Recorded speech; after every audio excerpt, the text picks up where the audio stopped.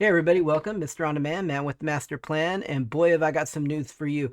What if I told you it looks like the Xbox app is showing on PC is showing Xbox Series X, S, Xbox One console games, and even 360 and Windows Phone games? Why is that? What can we expect going forward in this platform to see what kind of games they're going to show? Let's go ahead and take a look at this article really quick because this was really intriguing to me. We're going to dissect this here real quick. The Xbox app on the PC is showing Xbox Series X, S, Xbox One console games, and even 360 and Windows Phone games. Why? The Xbox app on PC is often criticized, but a recent update seems to have made things even worse. Why is it showing Xbox console games and Windows Phone games that haven't updated in 50 years? It could be a hint of things to come. Let's go ahead and take a look at what they're showing here. They show a little picture of some stuff here, 360, etc. in my library. So recent update from April 19th, okay, that the Microsoft plans to fix tells me a fix is being prepped for the below issue. So PC Game Pass is awesome. The app you have to use for it isn't. Microsoft's Xbox app on PC is a source of ongoing disappointment, particularly for users of Microsoft gaming ecosystems across Xbox Play Anywhere and Xbox Game Pass. As good as it is to take Xbox console save files to PC, vice versa, the app we have to use to access these features is light years behind close rivals like Steam. I I have to agree with that. So if you use the Steam platform and run the Steam software on Windows, in my opinion, you can use that as a front end and play if you've got most of your games in Steam and in a few other platforms, because Steam supports other platforms to go through its basic front end. You can get a really good interface. I don't think the Game Pass Xbox interface is the best in the world, although I think they're doing a lot of work on it, trying to make it better. So I think we could see some major improvements in the future on that. Microsoft has gradually and very slowly made improvements to Xbox app on PC, but often updates to the services result in one step forward and one step back development cycle. This latest change seems to exemplify that. So, yeah, I mean, that's the same thing that happens with Windows. It almost seems like, well, they make some good adjustments to Windows, make Windows better, but then they make a bunch of changes that actually make it worse. So Microsoft, while their compatibility is really great for their software across the board, the interface really needs to be better. The interface is terrible for handheld gaming devices, and they really need to have better interface configurability, so you can change the interface depending on whether you're on a touchscreen tablet or a handheld device or a mouse and keyboard actual desktop. And this is something that I've harped on for many, many, many years, that Xbox needs to have things like launchers that Android has. That's one big bonus that Android has. You can load some software into Windows to adjust a lot of things in Windows, but yeah, some changes need to be made in that to really help the interfacing. This Xbox analyst chart shows how only 7% of games launched with Play Anywhere support in 2024, a decline from a year over year. Let's see, you may like. So as what I would describe as something of an Xbox PC app power user, I've written tons of articles critiquing and offering feedback on the Xbox app for PC. Things have improved, but one area of immense disappointment is the app's game library. The way the Xbox apps displays owned games is simply diabolical and inexplicable. Recently, it has gotten even worse, but there might be a good reason for it. Showing a little demonstration here. The Xbox app library system is very poor. and is now displaying unplayable content. I've written extensively about how much I love Xbox Play Anywhere, so imagine my disappointment when I scroll through my library, start seeing a bunch of new games, only to find that they aren't playable. Indeed, now by default, the Xbox app on PC has begun showing dozens of Xbox console games. However, the install button simply displays a content failed to load message grayed out and unclickable. What's worse is Xbox app also started showing Windows Phone games as well, despite the fact that Windows Phone is no longer with us. Rest in peace. Angry Birds and other weird mobile games I wouldn't install in a million years are now sharing a list with an unplayable Xbox 360 game. Hey man, I liked Angry Birds. What's wrong with Angry Birds, man? I played a bunch of that a while back. I actually would like to play on my Lenovo Legion Go, which I do have a Lenovo Legion Go. Absolutely love it. Like Darkest Dungeon, of course, none of them work, and you can't remove or hide them from your library either. Putting aside the fact that Xbox App's game library still needs a ton of work, why might this be happening? Evidence of the grand Xbox singularity. So, question mark, right? Xbox as a Zeus partner has yet to break a cover. So this is really kind of not representative of what they were talking about. But that's just a picture of basically like an ROG ally. Microsoft's future Xbox hardware platform looks set to bridge the Xbox console and Windows gaming worlds. More than ever before, although we have yet to see full reveal, there are hints. I think Microsoft is trying their best to make a platform that you can get games across multiple devices because they know selling the software is where the money's at. Their name is Microsoft, right? Software. And they know games are where they make their money. They're not trying to make their money on the console. The console is just a avenue for them to sell the games. They don't care where they sell the games. Microsoft has been very clear on this. Microsoft has Windows, they have the Xbox ecosystem, and they're pushing forward with the games on all of those systems. That's the plan. Well, as many of them as they can, so that they can make as much money as possible. And that's what they're trying to do, in my opinion. A recent Xbox concept art piece seemed to suggest Steam itself will get full Xbox app integration in the future, which coincides with previous comments from Xbox lead Phil Spencer that he'd like to see third-party storefronts on Xbox console hardware. Xbox is also working with Asus on a handheld codenamed Kinnan. Now, I heard rumors about Steam coming to Xbox, but those have just been rumors, and mostly they've been kind of debunked. I don't think you're going to see full Steam integration into an Xbox console. I just don't think that's going to happen, although we just have to wait and see what will be in the works. These companies are constantly negotiating deals and trying to make money. I think if Steam wants to sell more games, it would be better to have have that ability on as many devices as possible. The Xbox would be a clear front runner for that because their games already play on x86. They already play on Microsoft Windows. So a port over to playing on the Xbox platform shouldn't be too difficult for them to work out.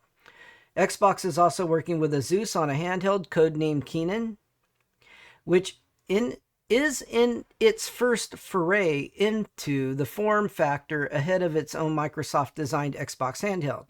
This is all about bringing Xbox console and Windows PC development together, where Xbox Play Anywhere is the default. I don't think Xbox Play Anywhere is going to be the default facto standard 100%. I think you'll have a number of fanboys that'll play it. I think we're going to have a combination of multiple things. This is my view on this. Now, I've always had the view that I think the main platform for gaming should just be Windows. And then you have front ends. If you want to run Steam, you just have Steam start up with your Windows device. Windows handhelds are a major thing right now. If you don't like the Windows interface, it's very simple. Just to turn on Steam to start with Windows, and bam. Many of these handhelds are coming with their own kind of interface for the games as well. So you get front ends. If you want to play retro emulation, for instance, you can do something like Launchbox, which is much better to run on Windows because you can put unlimited games for free, where you can't do that on an Android device either. So there are major benefits to just running the Windows ecosystem, because you can then also run all of your emulated games in a separate front end. You can run your Steam front end. You can run the Xbox front end, or you can run any number of other front ends that are out there as well. I just named a few. There's lots of retro gaming front ends. There's lots of different things available. The point is, you have a lot of options. You're not pigeonholed into just running the Steam front end like you are on a Steam Deck for the most part. And you also have more compatibility with a larger number of games. This is an important piece of why I went with a Windows-based handheld. I think people say, oh, the interface is no good, I don't like it, and this and this and that. Well, that's because it's a little more difficult for you to figure out how to have it set up for you at the very beginning. I'm sorry, stupid people out there. Listen, you're going to have to understand. Everything's not just going to be spoon-fed to you. Sometimes you got to learn how to use something. You don't just instantly know. You need to use your brain and actually learn how to use these devices, because then you're going to have a much, much better time using them and a lot more fun. If you expect a device to take no knowledge to be able to use, and it's a technology device, then I'm sorry, you're using the wrong stuff. What you need to do is actually take a little bit of time to learn, and then you're going to find out, hey, you know what? I can actually play like 20% more games in the Steam library on a Windows handheld. I can play a lot more emulators on a Windows-based handheld than I can anything else. And there's always going to be that small exception here and there.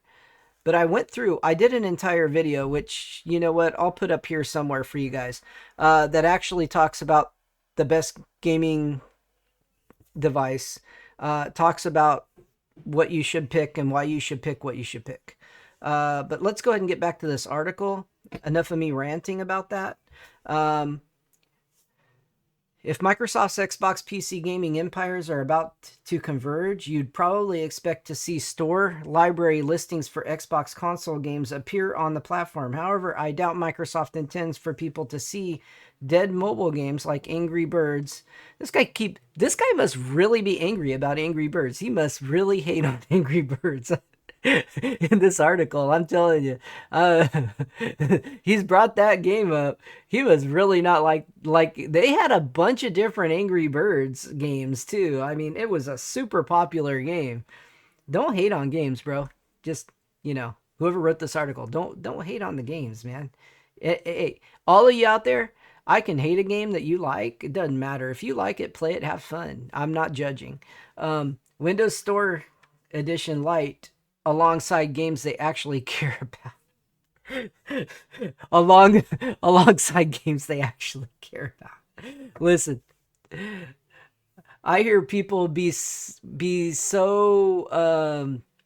they just have their nose up against certain games and certain things. And same thing about, I have friends that I only want to watch movies. I'm not going to watch TV shows. I don't like the way they leave you hanging. I'm not going to watch that. Or, it's like, dude, if you're not going to watch that stuff, or you're not going to play certain games, absolutely fine with me. Don't get mad at me because I do. I'm sorry, I enjoy more stuff than you do, and I actually, have more fun. But, open your minds, people, and enjoy things, and at least try them out. Don't just dismiss stuff out of nowhere. If you can try them out. But this guy's an Angry Bird hater, I swear. If I had to guess, some of this is the result of database work designed to facilitate a future convergence between the Xbox console and the PC gaming stores. It's just rather inelegantly cobbled together right now, particularly if you're someone who actively uses Xbox app on PC. Yeah, I don't actively use the Xbox app on PC, and the reason I don't is things like this. Um, I don't have an Xbox, although I have many friends that do, and I have used them many, many times. I haven't. Well, I'm not going to say that I have a 360, but I don't use it very often. But I don't have any of the newer Xbox consoles like the X or S. Um, Microsoft needs to do a ton of work to get the Xbox PC app up to par with the likes of Steam. I agree with that. Cloud saves, library management, big picture mode, avoiding annoying things like user account control pop ups, app permissions, and other annoying things are really, really frustrating to the experience. Seeing abandonware and mobile slop appear in my library is just a bit moldy cherry on top right now. And there's no excuse for this, right? There's no excuse for stuff like this to happen. We're talking Microsoft, constantly one of the top number one or two or three companies in the world for quite a while now, and they've got enough money to hire enough people to make sure this stuff gets done right. I have constant gripes at them about problems they end up having with Windows, constant Windows updates that end up being not good updates. Why? How did they not test these things out a little bit for like a week before they pushed the update out on like 10 or 20 different types of PCs just to check if there was problems? How do they not have the money to devote to just a group of people that do nothing but test this stuff? It's like they have the developers make this stuff, they test it on a machine and they say, "Oh, it's working, let's push it out." I it's almost like they don't do any checking at all. I mean, at all.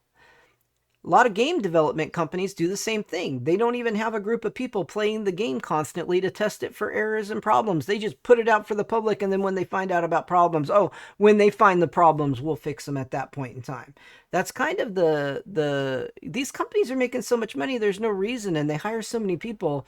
There's no reason they can't hire a small group. It wouldn't take that many to just sit and test all day, full time, and then write down problems so that they can be fixed. And it just doesn't seem like they actually do that and test on multiple different pieces of hardware. So that being said, I hope you guys are having a great day. This is Mr. On Demand. I know I ranted a little bit in this one, but you know what? Leave a thumbs up if you like this video. If you didn't like it, let me know down below. If you're a hater like the guy on Angry Birds on this one, I have no clue. But if you want to watch more of my videos, take a look at the in-screen stuff here, and subscribe to my channel if you want to subscribe as well. And I'll put out some more great content for you. Give you some more really good information going forward. And see you later. Bye.